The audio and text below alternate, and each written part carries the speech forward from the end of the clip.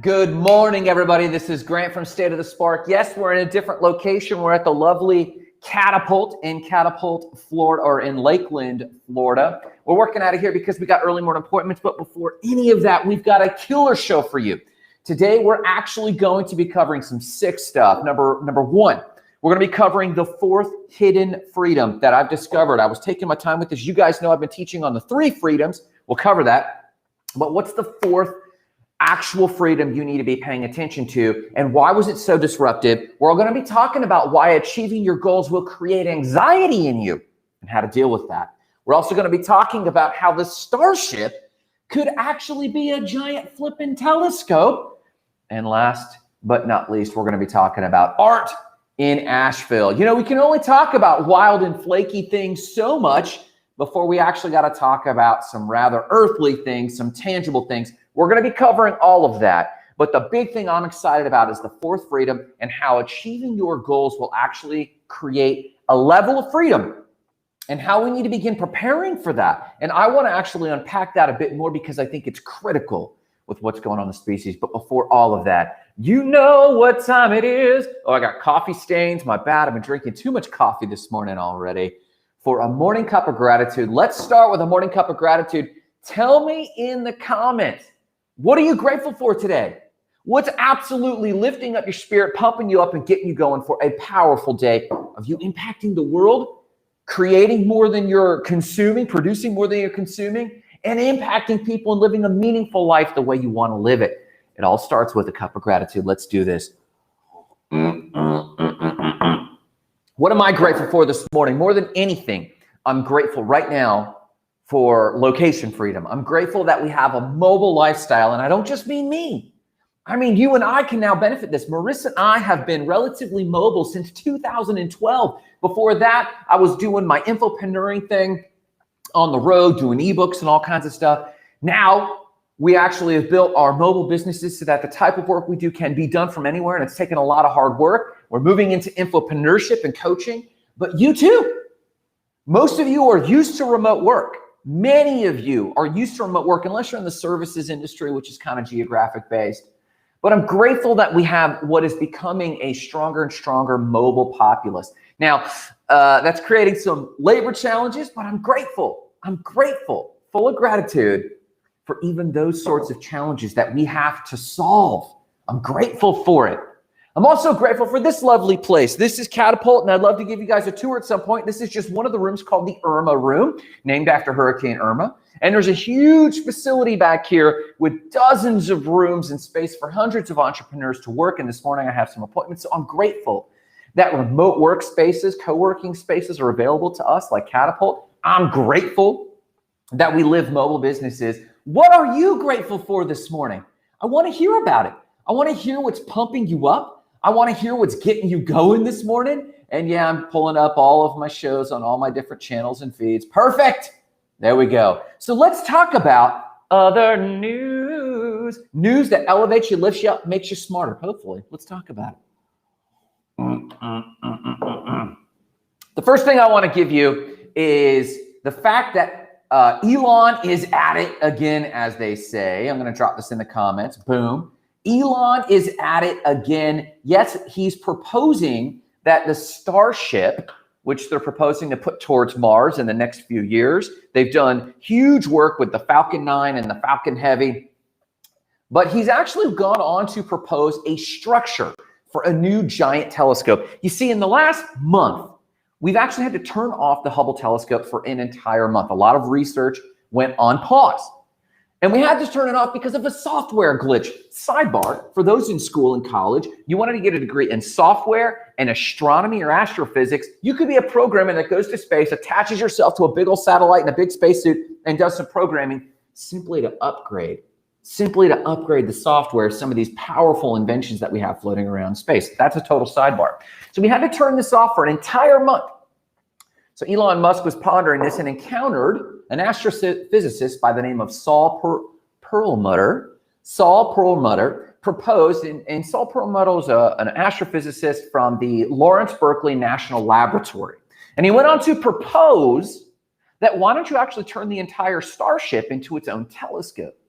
You see, the Starship's going to be floating through space for months and months on end. Why not actually install lenses on the Starship in such a way that it could actually be a powerful telescope, a giant galactic telescope of its own as it travels between planets? Double duty, it's floating and drifting anyway, and its actual trajectory is very broad in general as it moves through space, and how its nose cone and how it points. Some of that is much less important than it is when it's in some of the gravitational pulls of actually landing or taking off. There's a huge space of time in between where it could kind of be pointed any way it needs to be pointed. So Elon Musk, never short of big ideas, proposed, why don't I turn the Starship itself into a giant telescope?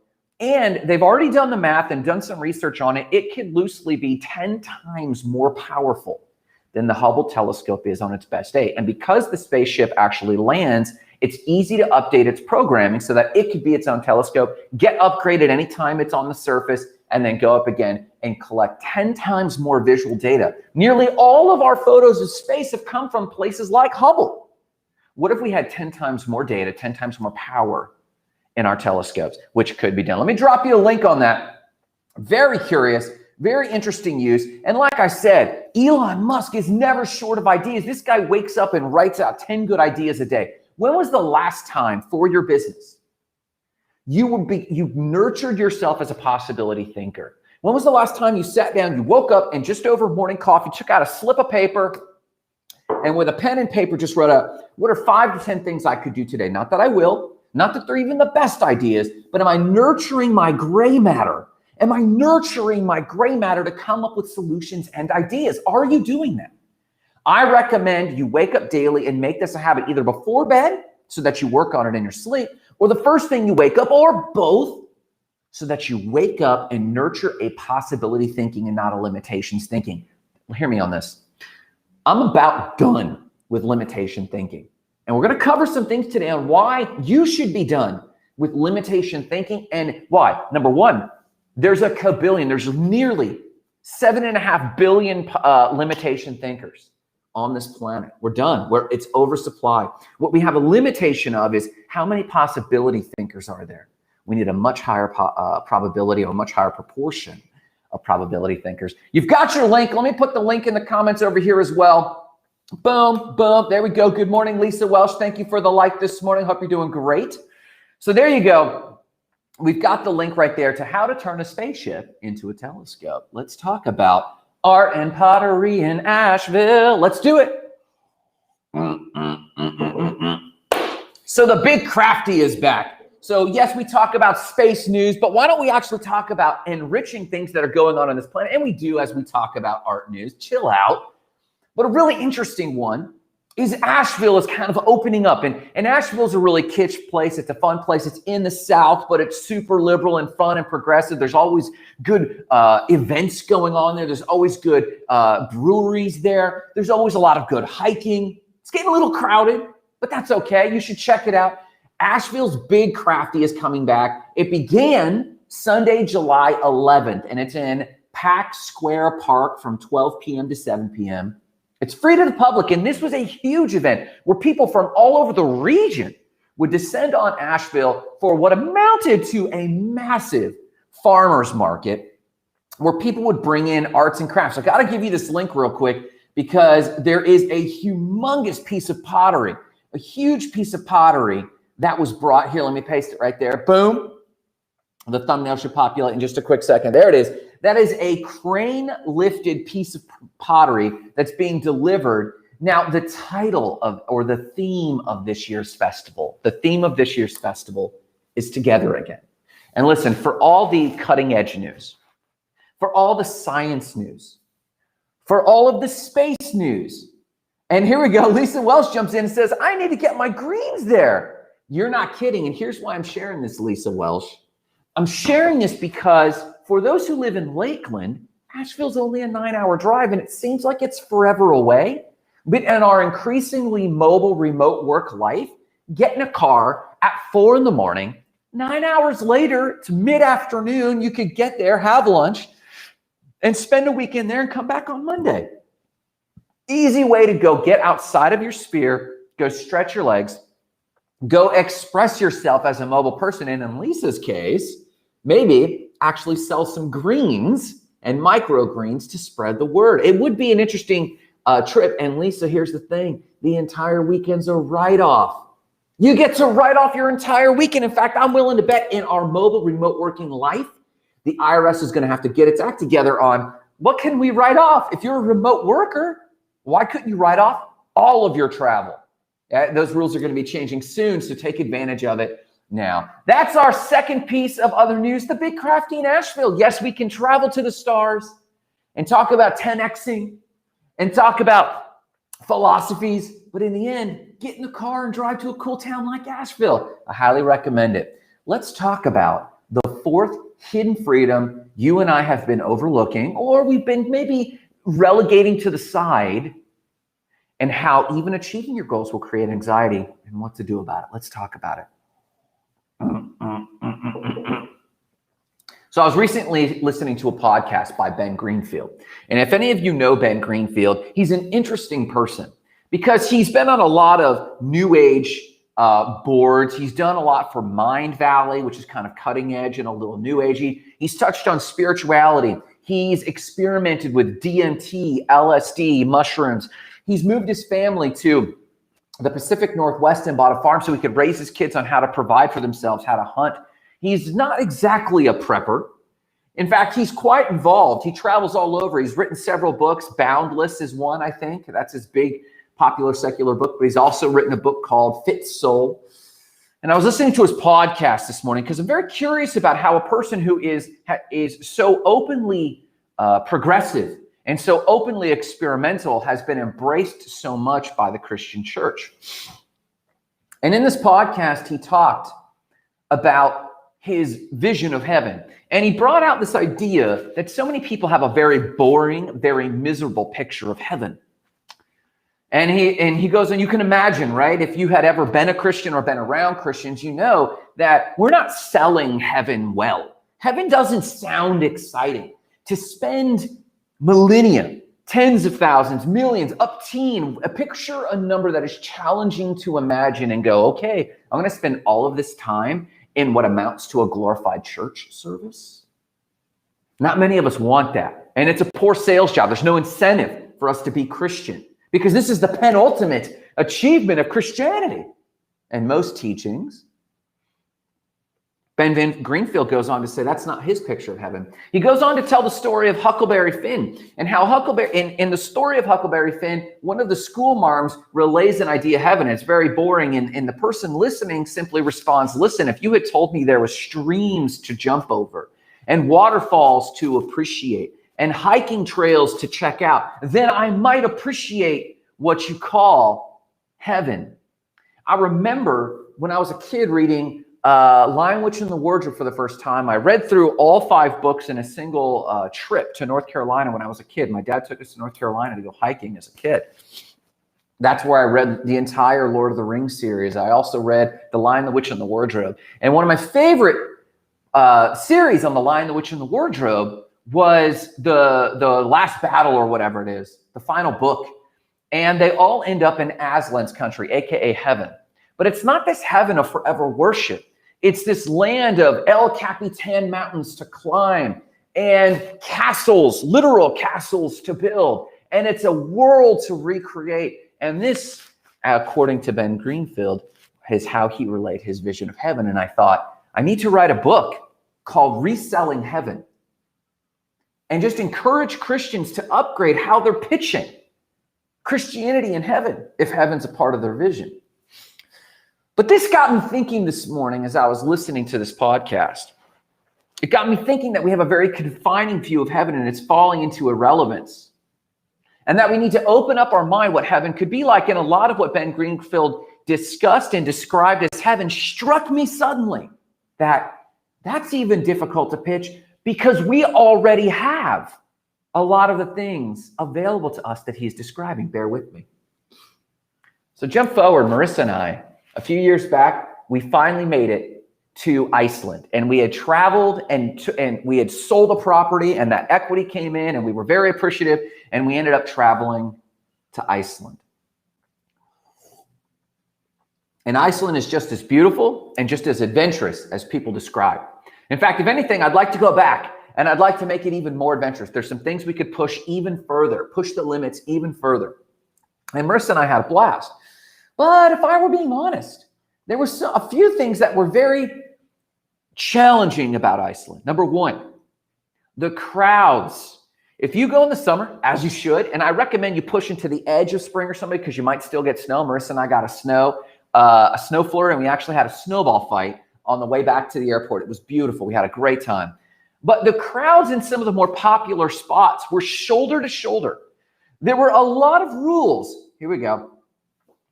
Lisa Welsh says, Iceland, we were supposed to go there for Sebastian's graduation. Man, it stinks you guys missed. I would still try to make it happen. I know COVID happened, but I would still keep it on the calendar because you got to go now. I just recommend you not only do some of the touristy things, they're going to be crowded, just accept it, but go way out west and way up north on the island and discover new areas. Because where we went, to continue the story, where we went, there was big signs that said no drones. And sure enough, all these millennials for their podcast brought their drones. And I wanted to shoot them down because it was really disturbing to this beautiful area.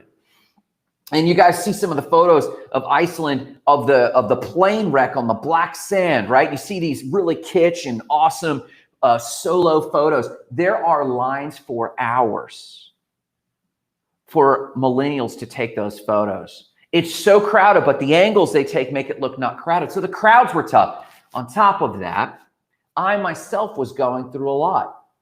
And I had internal frustrations. And the revelation hit me that wherever you're at, there you are. Meaning, if you don't like where you're at, maybe you need to check yourself before you check your location. Now, I'm all about going to where you are celebrated. I'm all about you finding that place in the world where your tribe is, because we need to find a place where we thrive. I fully agree with that.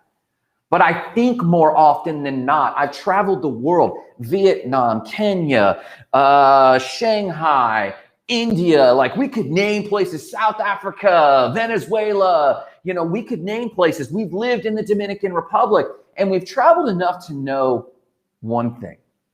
When you travel, the world tends to lose its mystery. It gains its enchantment, but it loses its mystery.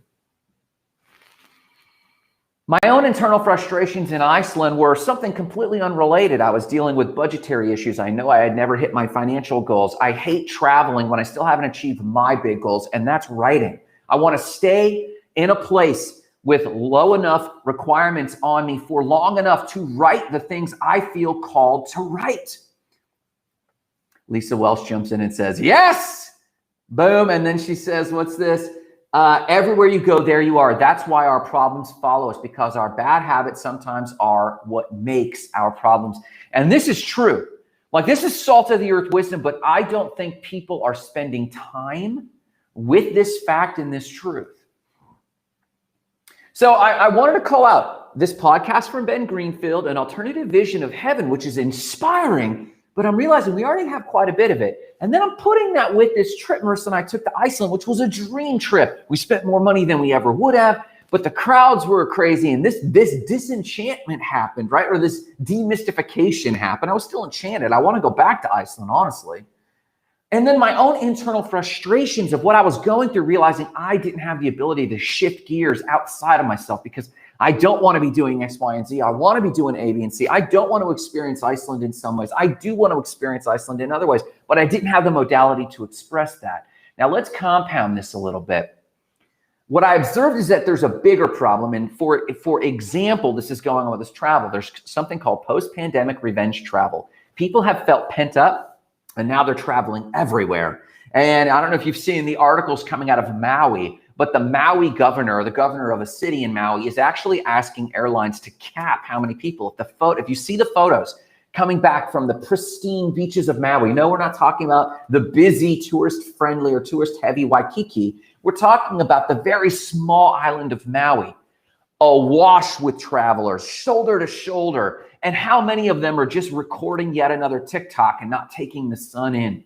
That's one factor. Another factor is remote work now is completely supported and launched, And we're moving towards normalizing remote work. If you don't feel like we're there, we are nearly there. Remote work has also been subsidized in a large part by the subsidy checks that came through. A lot of people that had been dreaming about remote work just took the leap. And big businesses like Google and Facebook and Zapier, they all embraced it and empowered their people to work remotely. On top of that, people are living on a lot less. They realized, I'm not really sure what the future holds, so I'm going to live on a lot less. Example, there's hundreds of thousands of people leaving what we call Silicon Valley in San Francisco. They don't have to be there to work at Google. They can work from wherever and still make hundreds of thousands of dollars a year just being a coder living in a small shack in Alaska.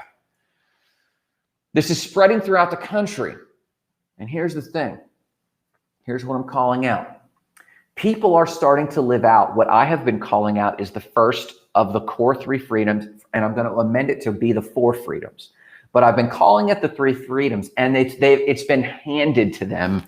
It's called location freedom. And they're realizing they're anxious.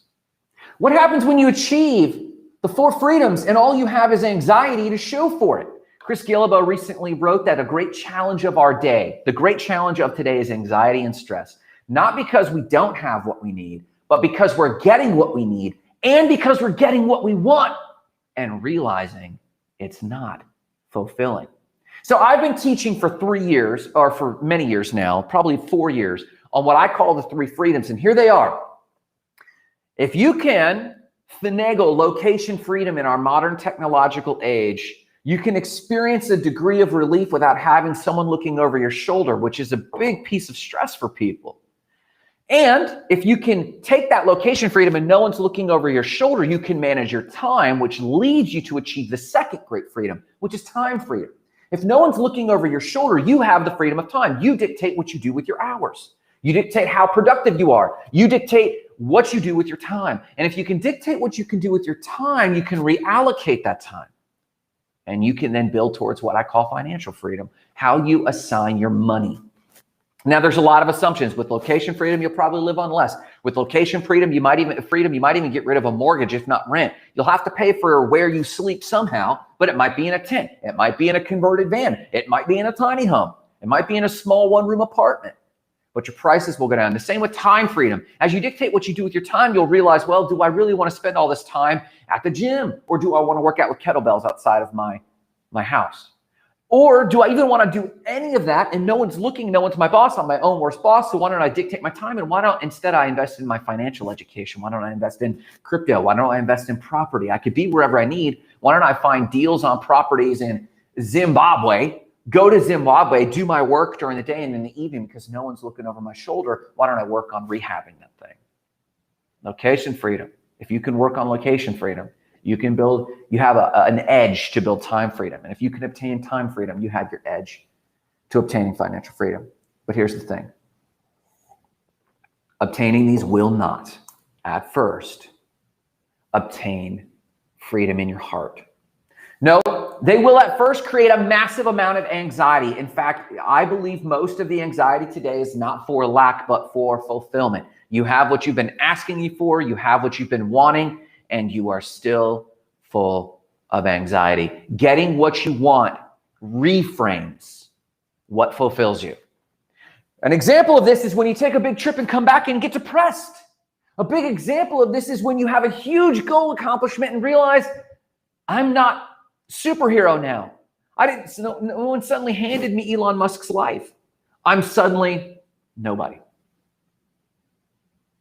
Big goal accomplishment, post-goal accomplishment depression. So there is a 4th freedom that I want to call out, and it's mental freedom. Go read Viktor Frankl's Man's Search for Meaning and see how he obtained mental freedom while in the middle of a concentration camp. For some, innovation and mobility of our species is thrilling, but for many, the more we innovate, the more resources we have, the more anxiety we develop. Because with location freedom, people will obtain the travel they want and realize that it's already crowded. It's far less mysterious than they thought. It's more enchanting. I love the Earth. I still want to travel the entire planet, but it's less mysterious and more enchanting, but less mysterious. And wherever they're at, there they are. They were the obstacle, as Lisa Welch said. They were the obstacle they had in the first place. They're the obstacle to enjoying an exotic life abroad. We lived in the Dominican Republic and I fell into another huge depression. We traveled to Iceland and I had a depression. I want to be better at being a global citizen. I need to cultivate that, so I have to travel more. But I have to realize that I was the obstacle when I traveled. If you're the obstacle to living a fulfilled life of exotic travel, you are also the obstacle to living a fulfilled life as a comforting local somewhere. In tiny Lakeland, if you cannot, I always say this, if you aren't it here, you won't be it there. If you aren't okay with your life as a local, you're gonna struggle to be okay with your life as you travel the world. With time freedom, if I give you time freedom, suddenly people will obtain the rest they need, the relaxation they need, only to realize that they're typically their own worst boss. If I let you dictate your hours, you're gonna realize you're not good at managing your own time. You're gonna realize that you're most likely not doing what you love to do. That's why you aren't disciplined with getting to work on time when you're a remote worker, because you actually are realizing how much you don't like it. And finally, you'll realize that you need to own the fact that you are responsible for your own success in life, your feelings, and for every result you get. Know that boss wasn't holding you back. Know that job wasn't holding you back. When you have time freedom and you can dictate when you work and how you work, which is what we're experiencing, you'll realize I could have done this at any time. Lastly, with financial freedom won't cut it, because when you have financial freedom and people are basically obtaining their basic needs, this year was a trial year on universal basic income. Do you realize that? This year was a trial year on universal basic income, and people will realize that they don't need nearly as much money as they thought they did. They don't need to be a millionaire to obtain what they thought they needed. They actually realize they don't actually want much of the things they claim they want. I had it on my dream machine for years to own a McLaren SLR 7. I don't want it anymore. I'm realizing I don't even want that thing. I don't know why it was on my goal list. I can't even remember what it felt like to put that on my goal list.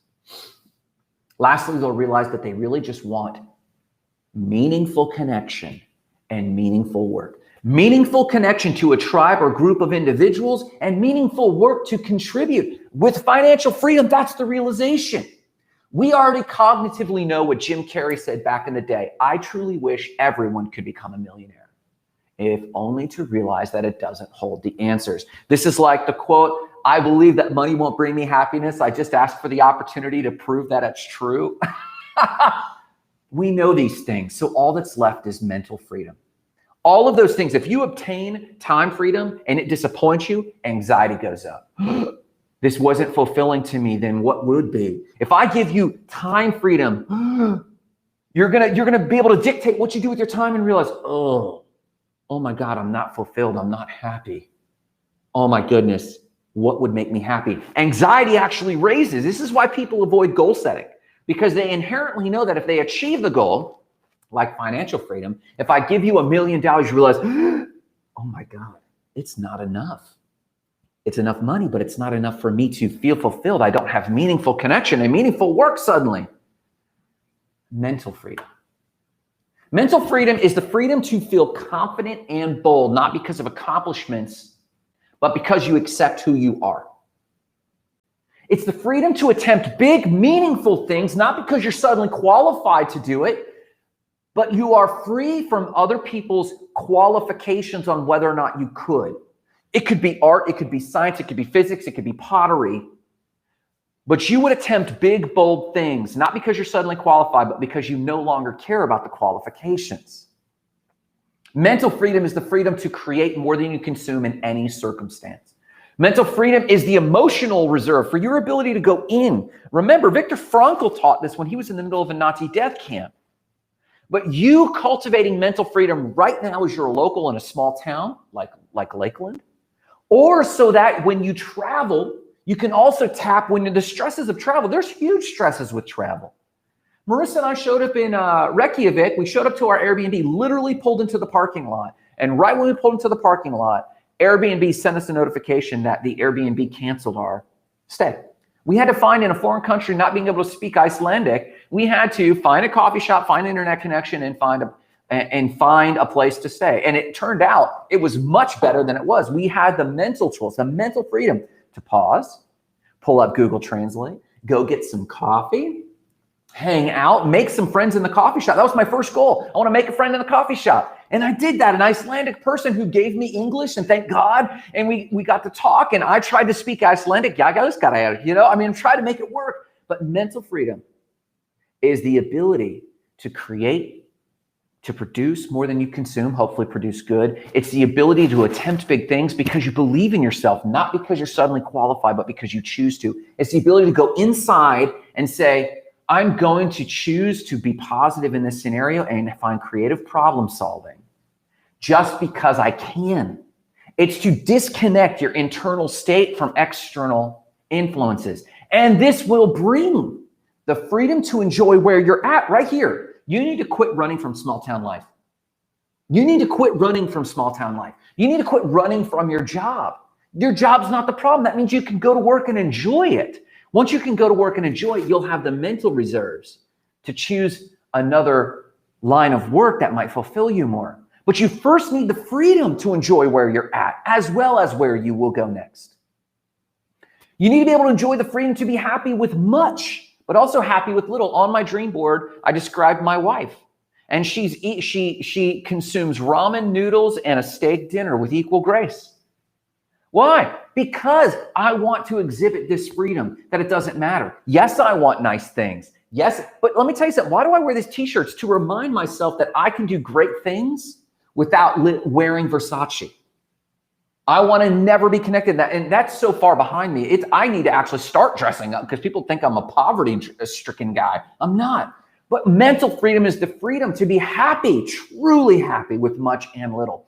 Mental freedom is the freedom to be fulfilled with meaning, whether you're contributing to this species in a big way, like building a starship, and what's more, making that starship more powerful than any space telescope we've ever had, or in little ways, like Eli, my friend Eli, who's focusing on his one-on-one counseling. He wants to be a psychologist and he wants to do one-on-one counseling. I have to own the fact that I'm made to do things in a big, loud way. Eli's made to do things in a one-on-one way. Marissa's made to do things in a small group of 3 to 5 people. That's how she operates. Mental freedom is joy with your own and joy with others, letting them be who they are. These are the beginnings of mental freedom. I'm here to tell you, you need to pursue the first 3 freedoms, the practical freedoms. And I don't know if mental freedom is the 4th. I don't know if it's the 1st. For you to truly experience the joys of time freedom, I think you do need mental freedom first. But I don't know if you're going to be able to until you get time freedom and location freedom and financial freedom, until you realize these things don't hold the answers. So maybe mental freedom is more of a spiritual thing. Lisa Welsh said, my friend who worked for Dior said it's all media in China anyway, so keep your cash, LOL. I don't know what it means. It's all made in China anyways. Yes, it's all made in China anyway, so keep your cash. I love that. So listen, I'm going to go about working on my mental freedom right now. I'm going to jump off and work on my work on meaningful work. I want to write. I want to contribute. This show is one way on how I contribute in a meaningful way. And I want to explore how to actually deliver mental freedom more and more. But I encourage you, the first 3 freedoms, location freedom builds on time freedom, builds on financial freedom, and chase them. Chase them to prove to yourself that they won't bring the happiness you need. Listen, I got to get out of here. You have a killer day. Share this show with somebody who might need to hear how to process location freedom, time freedom, financial freedom, because there's something coming called the Great Resignation. Technology workers left and right are quitting. They're going to need to hear, how do I deal with my newfound time freedom, my newfound location freedom, my newfound financial freedom? And we need to begin supporting people so that they work on mental freedom to deal with the anxiety that is inevitably going to come when we start giving people, as a human right, we start giving people these things. They're not going to know what to do with them, partly because they didn't earn it, but also partly because they've been anchoring their sense of fulfillment in the wrong things. I encourage you to tag your friend who might need to hear this message today. Share it, like the show, comment below. Thank you for your time this morning. Thank you for spending coffee with me, but go out there and make it an extraordinary day. Remember the mission, igniting lives of explosive significance. starting with your own. Have a great day.